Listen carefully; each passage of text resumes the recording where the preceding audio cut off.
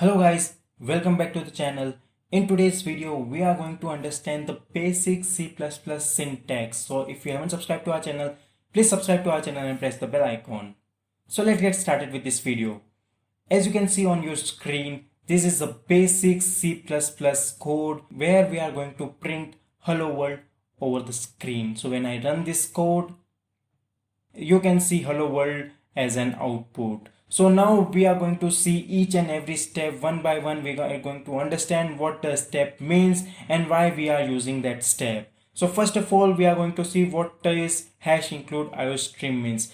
This is the header file which we are using, in which iostream means input output stream. So whenever you are doing any input functioning and whenever you are printing something over the screen, or whenever you are printing something as an output, you have to use iostream header file. So this is the basic header file which is compulsory in each and every program when you are doing input output operations. So this is the first line of code we have to return. Now second line of code, that is using namespace std, means we are using a namespace named std.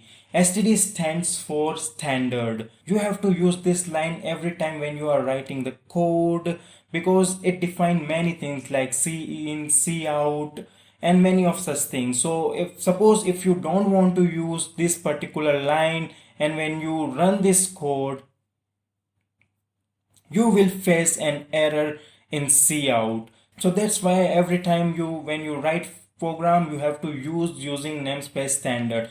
So suppose if you don't want to use this particular line, then there is another method that you can use, that is std and double colon. So as we are using standard abbreviation as std, and if you don't want to use this particular line, then you can use std double colon prior to cout and cin operation. So when you run this code, now you will not face this error. So if you don't want to use this particular line, then in every cout and cin operation you have to use this std double colon. So better you can include this particular line above, so it will define your scope also, that we are using std. Integer man is denotes the starting of the program. From here the actual execution of our code start. These two curly braces denote the starting of the program, and this curly braces will denote the end of the program. Now cout, hello world. So there are generally two types of operations, cin and cout. Cin stands for console input and cout stands for console output. Whenever you are asking any input from the user, then you have to use cin, and whenever you are printing anything over the screen, you have to use cout.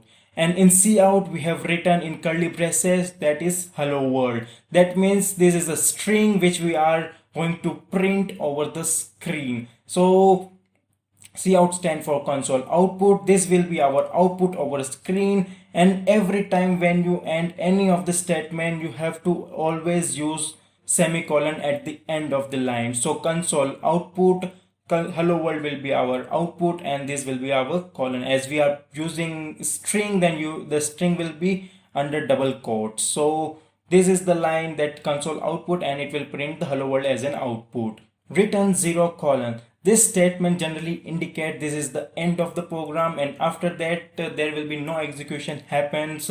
So return 0 generally indicate it is the place where the whole program ends, and this is the end curly braces, which indicates that our execution will over from here. So this is the basic C++ syntax. We are understanding the basic C++ syntax. What is the meaning of this header file? Why we are using namespace? What is the meaning of main? And what is the meaning of cout and cin? This is a basic video regarding understanding to C++ syntax. You have to use this statement every time when you are writing any C++ code, whether it is a small or whether it is a big code. So this is a basic video where I explain you the basic regarding the C++ syntax. For this video, this is it. If you haven't liked this video, please like this video, comment your thought, what you think about this video. If you haven't shared this video, please share this video with everyone who wants to learn C++. If you haven't subscribed to our channel, please subscribe to our channel and press the bell icon. We'll see you in our next video.